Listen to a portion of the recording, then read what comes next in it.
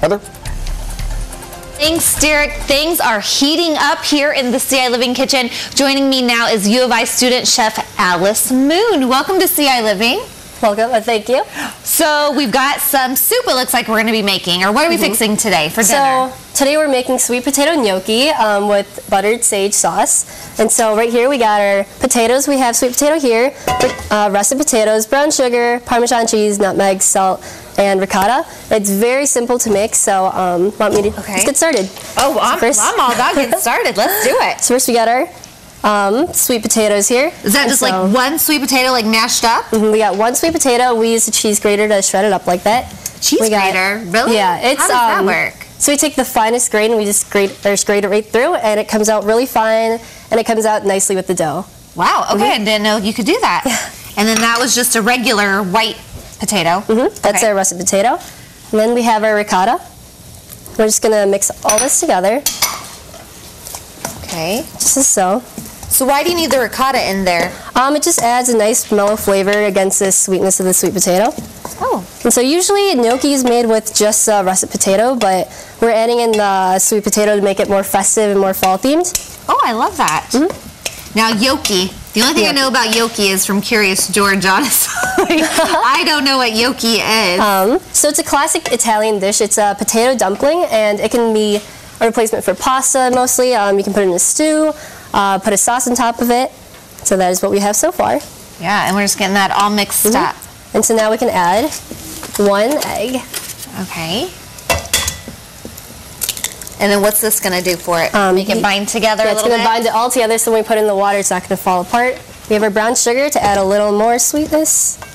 Parmesan cheese. I'm still loving these little dishes. I wish I had some fancy ones like that. Adorable ramekins. They're all from the Bavaria Cafe. Oh, nice. Got a little bit of salt.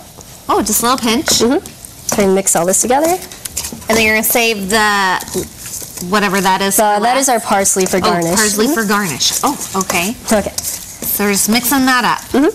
Okay, looking good to me. All right. So now we have our wonderful blend of potatoes and our wet mixes. And now we're going to add our flour to actually make the dough. Okay. We take 1/2 of a cup. Dump that in there. Just going to mix it together and incorporate it really well. Now, I've heard if you overmix things, that's not good. Yeah, that's bad because it actually makes it really gummy and over-glutenizes it, because potatoes made with, or the russet potatoes we use have a higher amount of starch in it, and so if you overwork it, it's going to make it really bound together really tight, and the glutenization is going to be way too strong, and so it's not going to be allowed to have that fluffier taste into it. Oh, I'm glad to know the scientific reason now, because I've always wondered that. So you're just going to mix that up, and then we're going to make little balls, or like, oh, all right. So basically, we have this dough, and if you just keep on working with it and add another cup of flour, it will become a nice little dough, and I actually pre-prepared some. Oh, look at you, all fancy. So this is what it would look like afterwards. Just going to throw some flour here. You might want to watch out. Oh, yeah. Okay. Sure. So we're just going to get a nice little surface like that. I'll just trade spots with you over here. All right. So you take your dough. What you want to do, you want to roll it out really nice. So you want to make the flour on the top of it there doesn't alter the taste or anything like that. It actually helps because otherwise it'll stick to everything, and so just want to roll it out. And so you want it to be like an inch thick. Okay. So before you cut it. Okay. Okay. So there's what we do, and we're going to grab our knife. We just want to cut 1 inch or 1/2 inch cubes of it. As so. It doesn't have to be very neat. You just have to cut off little segments. Because once we cut it off, we can always tidy it up a little bit, just like that. Yeah. What do you want it to look like? You don't want it to look like a ball?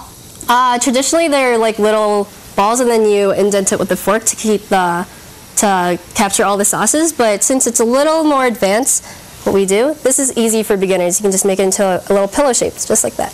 Oh, all right. So, like that. That's and so fun. for now, we have some pre-prepared ones. What you want to do is have a boiling pot of water. Oh, yeah, it's going now. You wouldn't use like stock or anything like that? No, just water, and you want to use a heaping of salt. Just get a lot of salt in there. That's what we're going to do. I'll grab a handful of this and just place it on in the water. And then they'll separate on their own once they get in the water? So they'll separate, and then once they're done, they'll float on top. And so you don't have to time anything. You just watch until they come up to the top. And once they do, you take a slide spoon, take them out, and they're ready to eat. And you just eat them plain like that? Or do you serve them with, like, what do you serve it with? You can eat them plain, but today we're going to have browned butter with sage. Oh. So we'll be making that later tonight.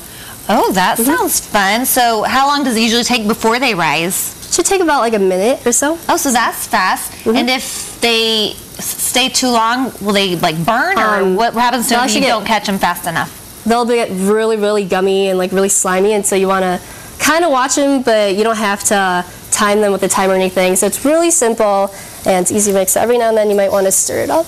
Okay, well, I'm going to let you keep your eye on this for when they rise, and then we'll check back in with you later to get it all plated up for our dinner portion of our Dinner and a Movie. Sounds good. Great job. Thanks so much for coming in and sharing this. You're welcome. We actually have this recipe posted online right now in case you're wanting to make this for dinner tonight or maybe one night this week. So, Alice, thanks so much again for coming in and sharing.